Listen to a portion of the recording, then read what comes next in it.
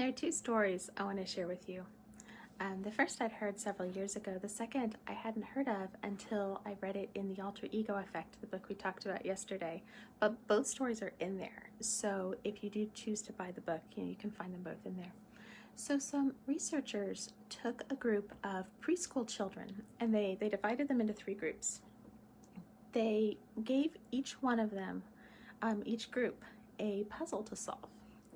And then they timed them to see how long they would do it or how long it would take. The first group, they just gave the puzzle and they said, have at it, have fun, good luck.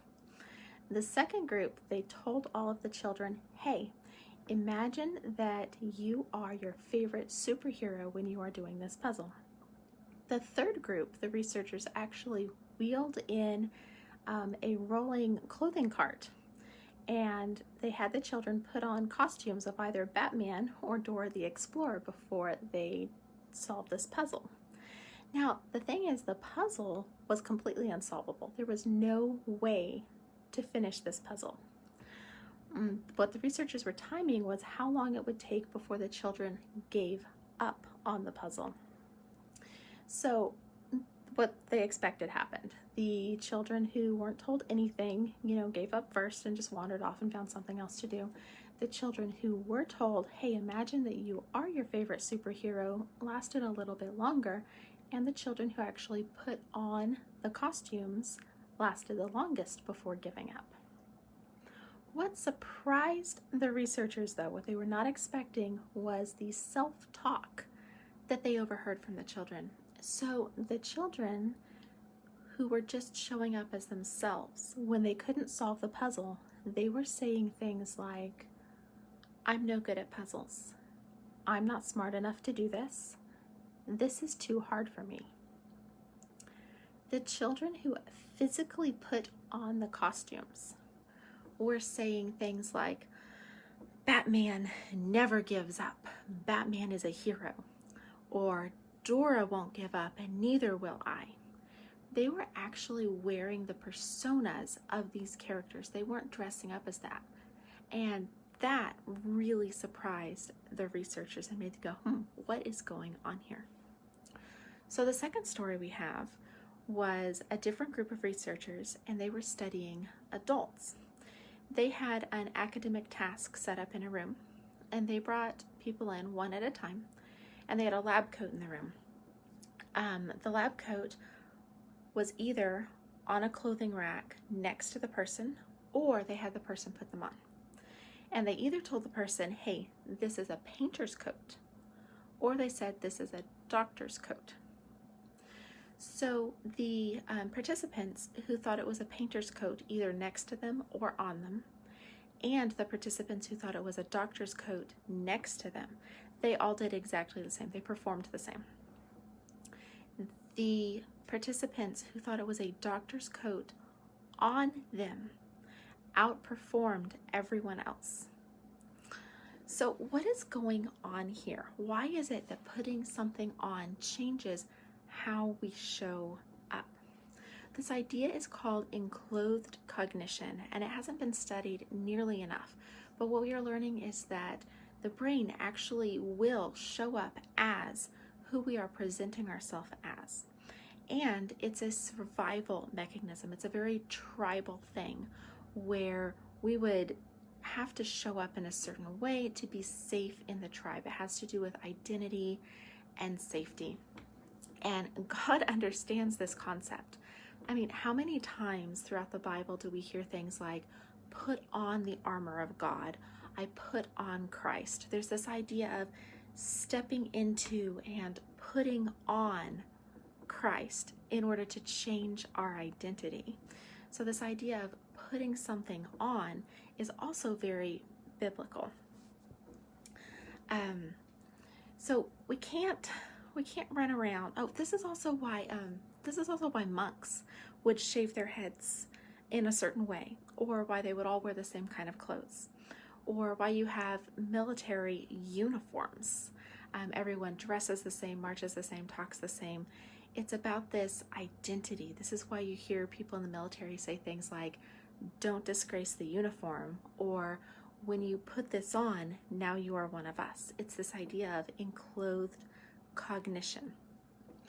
So we cannot run around all day long wearing Dora the Explorer costumes, but we can still use this concept to help show up as the person we are trying to be outside of the abuse, to help remember and remind ourselves to show up as our true selves with an anchor. This is something small that we can put on and take off easily. One of my friends, her alter ego, her identity is Joan of Arc, and she has a gorgeous leather bracelet with a fleur-de-lis on it. Father Mike Schmitz from Ascension Presents on YouTube, he wears a wedding ring, an engraved wedding ring to represent his priesthood. And this is my anchor, this bracelet. So that is what we're going to be doing this time. That's the assignment. We're not going to be writing anything, soul searching. Your assignment is to pick out something fun. Find something fun. You may already have something laying around. It doesn't have to be anything elaborate. A ring, a bracelet, a necklace. It wouldn't even have to be jewelry. I know a nurse who has a special silver writing pen, and that's what she carries with her, because she can't wear jewelry while she's a nurse, but she has this, and this is what she uses to remind herself who she's trying to be. Now, a religious, like a religious medal or a cross or something like that would work really, really well too. So one thing is that you want to make sure it's easy to take off and put back on, because the rule is when we don't show up as the person that God wants us to be, when we start slipping and showing up as the abuse victim instead of as the daughter of the king, you have to take it off. You're not allowed to wear your anchor in that condition. It has to come off.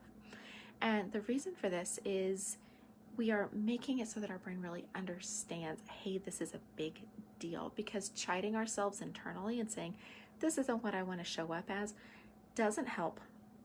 We don't learn, and it just starts this cycle of guilt and shame in our heads. So what we are doing is we are taking this internal cycle of guilt and shame that we use to beat ourselves up and become our own abusers. We are taking that and putting it outside of ourselves in a very constructive way, in a way that there's no blame and no shame. It just is. It's just an observation of, oh, I'm not showing up in a way that I want to be right now. Observation, reset, step into that person. Okay, I'm there. We're good. And this frees us from the shame and lets us just actually show up as God wants us to show up, instead of beating ourselves up for not doing it. This is also really helpful if you're about to walk into a courtroom or make a difficult phone call or anything like that. You can reset by removing the anchor, consciously thinking, okay, who is it I'm trying to be, and put it back on. Now, we don't want to get superstitious, right? We don't want to get superstitious with any of this. There is absolutely nothing special about the anchor. It's just a piece of metal or leather or whatever it is you use. It's representative of what's going on, the change that's going on inside our heads and inside our hearts. So it's not the lucky pair of socks that if we wash it or never lose it, we will never be able to hit a home run again, right? It's nothing like that. It's not a lucky charm. It's just a representation for us. So if we lose it, no big deal. Find another one, because we haven't lost this. And this is what we're really working on right now. And this is what we're rewiring. This is just a physical reminder. So have some fun with this. Have some fun. Find something that you can put on and take off. Oh, one more thing. We don't wear it to bed. I think even Father Mike Schmitz talks about how he takes off his wedding ring every night before he goes to bed, so that every morning he has to consciously pick up the engraved ring and choose to show up as a priest for that day. Make that choice. So we don't want to sleep with it on, because we don't want to start taking it for granted and let it become invisible. Every time we put it on, it becomes a choice. And over time, we're going to need this less and less and less as this becomes more habitual, and we just automatically show up more and more and more in our power, in the power that God has placed in us, in this authentic person of who we're supposed to be. Like, there are days that I don't even remember to put it on and still show up just fine, but it's taken quite a while to get there. And then there are still days where it's like, man, I'm not doing very well. And then it's like, oh, I know what I can use. It's not, I know what I need. Oh, I'm not doing well because I don't have that bracelet. It's, oh, I know what tool I can use right now in order to get to the place where I want to be. So this is just another tool to have in your tool bag, but it's a really fun one, and it makes a big difference really fast. And when we're trying to recover from abuse, we're looking for exponential growth. We're looking for the biggest, most powerful hits that we can get as fast as we can get. There's no such thing as an overnight cure, and like, we all know that. But we're trying to say, how can we be okay the fastest, and then start filling in the cracks and the gaps that are left. But how can we build the structure and get ourselves back to strong and on our feet the fastest?